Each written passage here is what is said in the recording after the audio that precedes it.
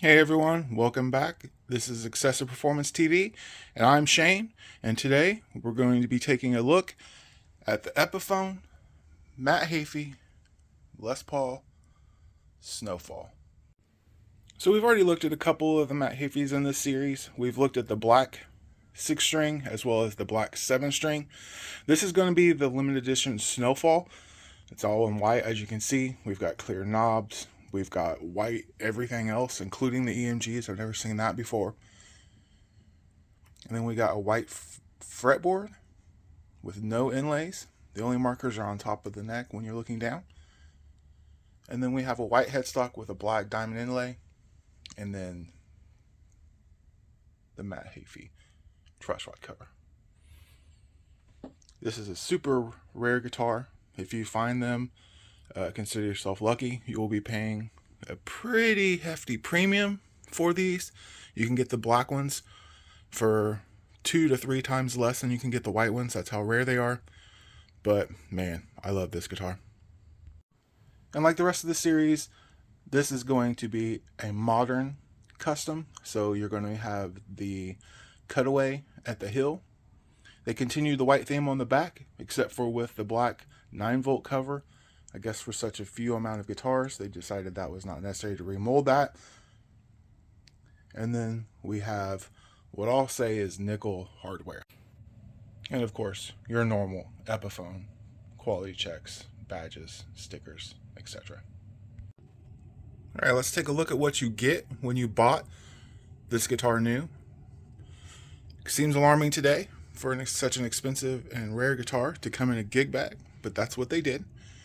Okay, you got your Epiphone certificate of authenticity. It's going to be signed much like the Slashes and other models of the time. Then we got instructions for adjusting the neck. So I assume this was bought new at Music Zoo, so you can kind of see what they would send out with a guitar when you bought one back in the day. And then you also have the Epiphone owner's manual. It comes with basically all the guitars, so it has everything in there, how to control each different model. So that's kind of neat.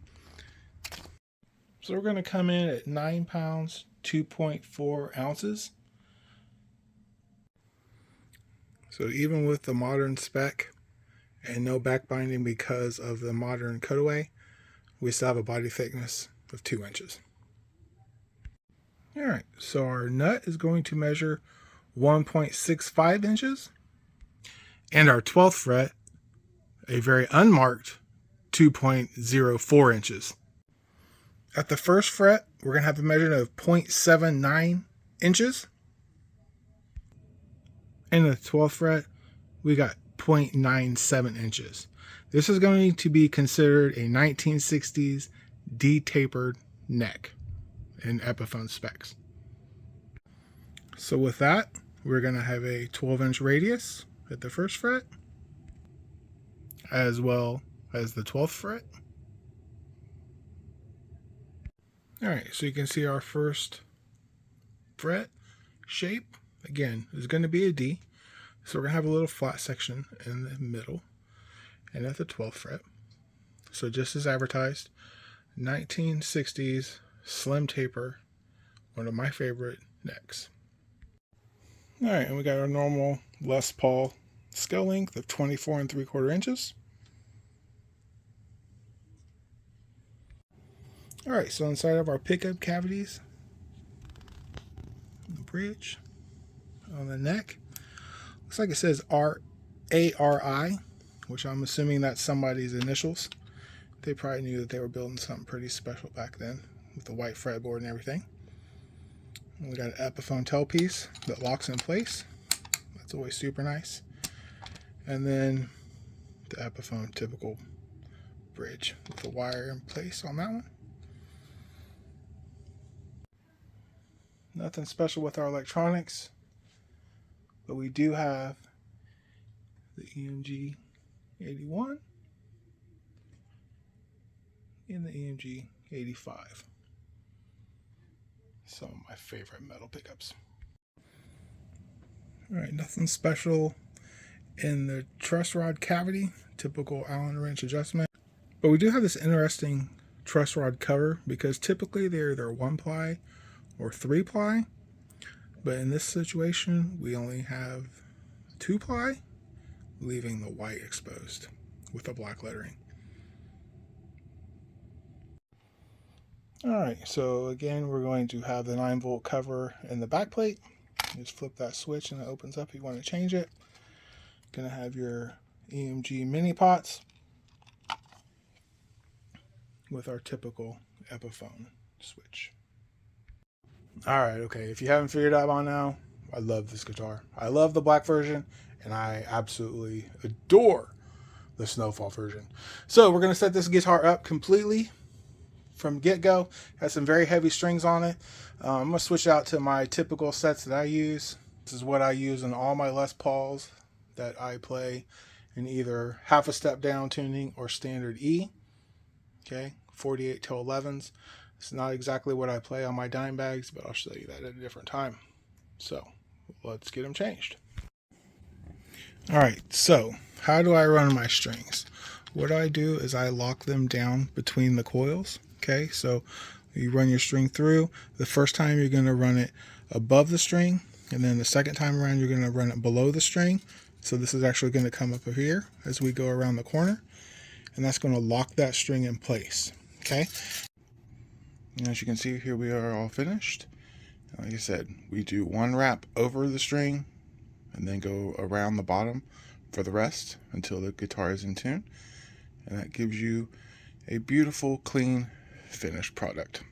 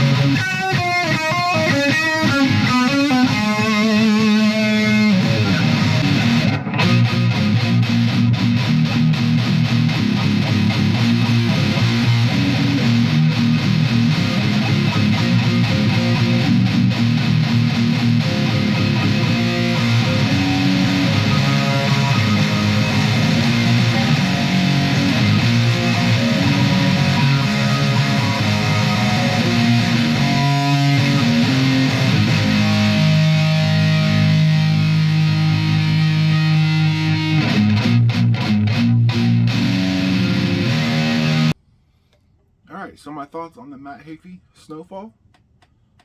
Obviously, I really like this guitar. I love the way it looks from the all whited out with no inlays, with the black binding. I think this guitar looks amazing. Plays amazing, sounds amazing. It is one of my favorites, and I probably will end up keeping this guitar. I had it up for sale, but the more I play it, the more I love it.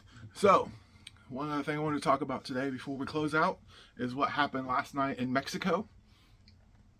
Probably seen that Pantera played their first show in 20 years. I don't know if you guys watched it or not, but it looked pretty cool. You got Zakk Wylde playing guitar. He was kind of doing his own thing, playing his guitars, not actual dimes like we thought we was going to see. But man, the guy on drums, he is killing it. I thought they sounded really good, so it's pretty exciting to see that they are back and that they are going to be touring next year.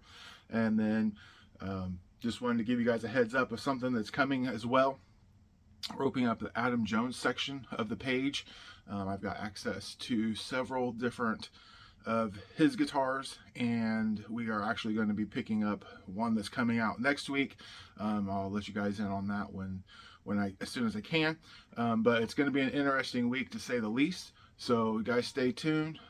Please give us a like and a subscribe, and we'll see you next weekend.